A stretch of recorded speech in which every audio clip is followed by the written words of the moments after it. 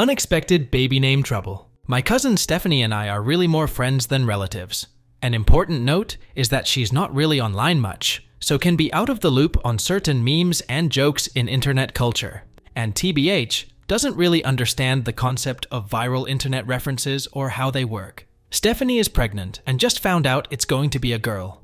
About a week ago, she told a gathering of her best girlfriends that she's going to name her daughter Karen. The room instantly went cold, but after an awkward silence, everyone else politely said it was lovely. I couldn't bring myself to respond at all.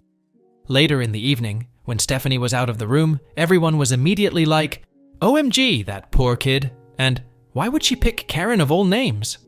I was uncomfortable with this conversation, given that everyone had been so positive about the name to her face. I thought more about it over the next couple of days, and just felt really weird about the whole thing. The name is really loaded, to the point it could be detrimental to the baby, and Stephanie had no idea of the connotations to make an informed decision. So a couple of days later, I tentatively brought it up. I told her I was so excited for the baby and just wanted her to have all available information when picking a name. I then started to explain that Karen has some negative connotations and has become sort of an internet joke to describe a specific kind of entitled middle-aged woman. Stephanie instantly was furious and started talking over me, saying, "Why are you saying this? This is so mean." I was really surprised by her reaction. It felt very, very out of character. So I immediately stopped and said, "I'm really sorry. I didn't mean to hurt your feelings. I just wanted to tell you something I thought you might not know." She replied, "That's the name I picked for my daughter, and you think I picked it as some kind of joke? I don't understand why you'd say something so hurtful." When she said that, I felt like it signaled that she didn't really understand what I was trying to tell her. So after agonizing for a second about whether to press the issue even though she was so angry, I felt like in for a penny, in for a pound. And since she was already mad, I wanted her to at least understand what I was trying to explain to her. I googled Karen Know Your Meme on my phone and tried to show her the screen of results while saying, "Look, I'm just saying that there's more meaning to the name than you may realize." She stood up, pushed my phone away and shouted, "Wow!"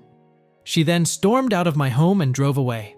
My aunt and mom have been berating me all week because Stephanie told them that I made fun of her baby name. Stephanie has not spoken to me or responded to my text since. I can take a hint, and I'm not going to broach a topic again that caused so much distress, but I keep going back and forth on whether I was TA here by bringing it up in the first place. Update. Baby Karen was born healthy and happy back in October. She's an absolute sweetheart of a baby, and I'm totally in love with her. Between March and May, I didn't get to see her at all in person, but I was doing regular FaceTime house party calls with Stephanie and Karen, and over the last few weeks, I've been going over to Stephanie's house to sit in her backyard and chat with Stephanie coo at Karen from a lengthy distance. I have 2 reasons for updating. First, I've realized since Karen's birth that her name has taken on new meaning to me.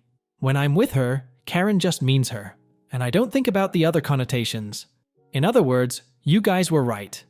That said though, my second reason for updating is that Stephanie got back into her years unused Facebook at the beginning of the pandemic to keep in touch with people.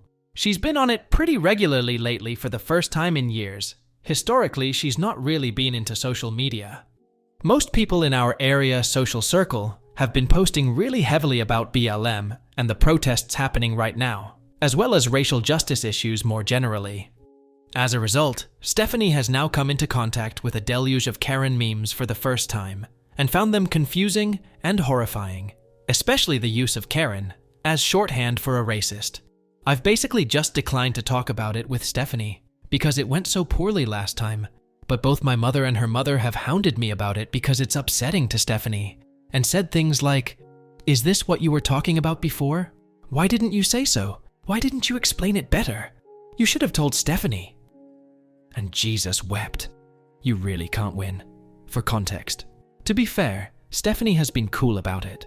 First, she saw a bunch of posts about the Central Park Karen when that white lady was harassing the black birdwatcher in the park, and came to me asking me to explain why everyone was calling the woman Karen when her name was Amy. Since she's gotten back on Facebook, she often asks me to be like her internet culture interpreter.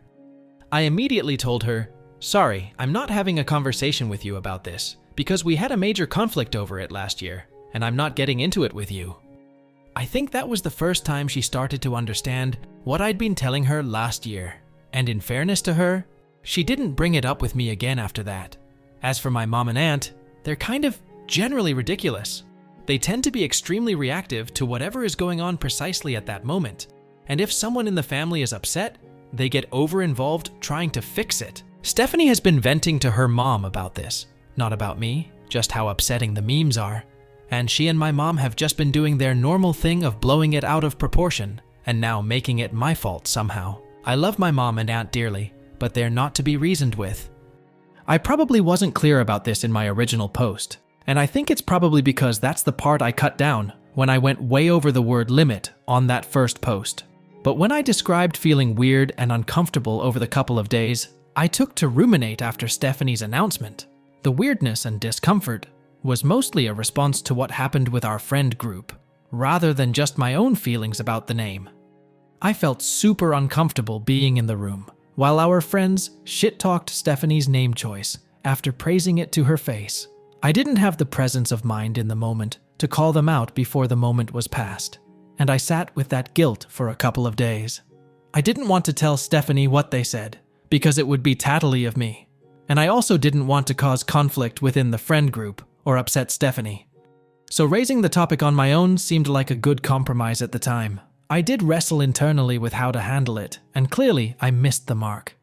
In response to the comment, do you understand that there is a massive difference in being upset with your friends for their response and approaching Stephanie because you say you want her to be fully informed of her name choice? These are two different things that you're conflating. No, to be clear, I didn't raise the conversation with Stephanie in lieu of scolding our friends. I brought it up because I thought they owed it to her to raise those points to her face if they were going to say them at all. Ultimately, I thought Stephanie was owed the knowledge of those connotations, whatever she chose to do with that knowledge. Also, I don't know how to explain the context of our relationship, but Stephanie and I have a lifetime of shared radical honesty with one another, from the inconsequential, telling each other when outfits are unflattering, to the difficult, when she gave me a come-to-Jesus talk years ago about how someone I considered a close friend was super shitty to me and that I should end the friendship. Based on our extreme closeness and shared history, this conversation felt like the right move at the time, even though it ultimately backfired. Update 2.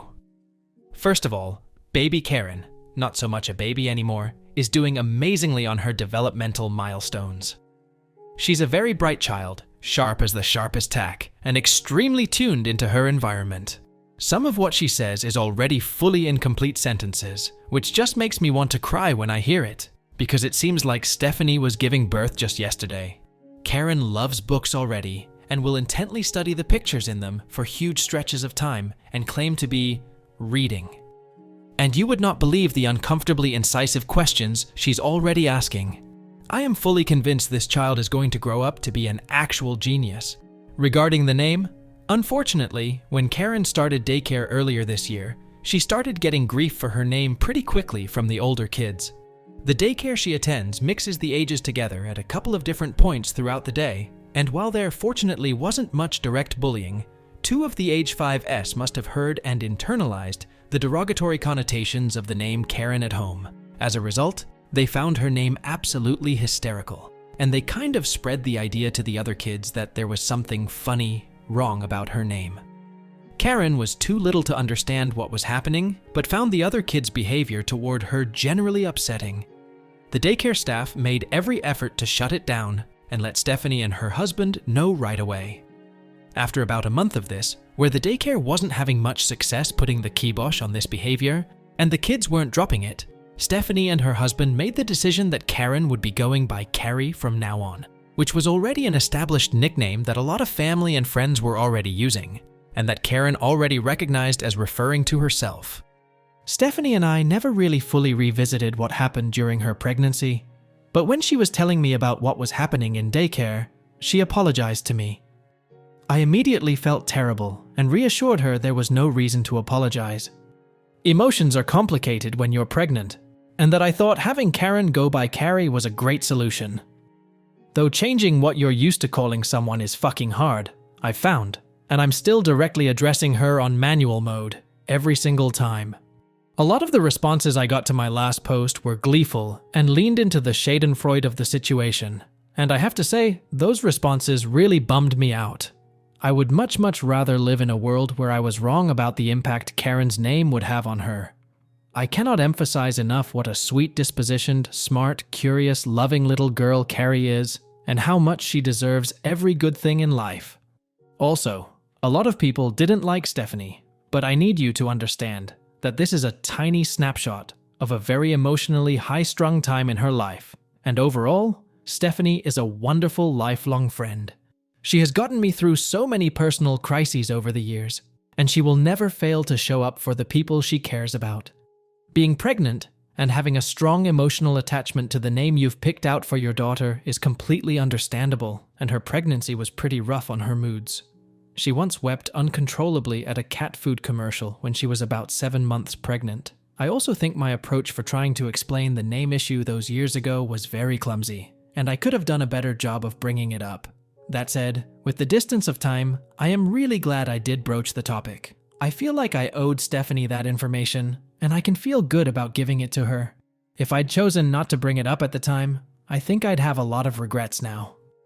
The only thing I'd change now, looking back, is that I would try to bring it up more gently somehow with Stephanie so I could have had the chance to explain. In summary, all is well. We've run into a little bump in the road with other kids' reactions to Carrie's name, but in some ways, it's better to get this out of the way now, when Carrie doesn't really understand what's happening, than have this happen in kindergarten or elementary school down the road when full-on bullying could be a risk. She's adjusting really well to going by her nickname full-time, and Stephanie and her husband are planning on enrolling her with Carrie as her preferred name in all future schooling. And since schools around here go by preferred name rather than legal name in things like classroom roll calls, it's possible she can get through K-12 without it ever really being widely known among her peers that her legal name is Karen. And I really hope this common usage of the name Karen dies down in the next few years.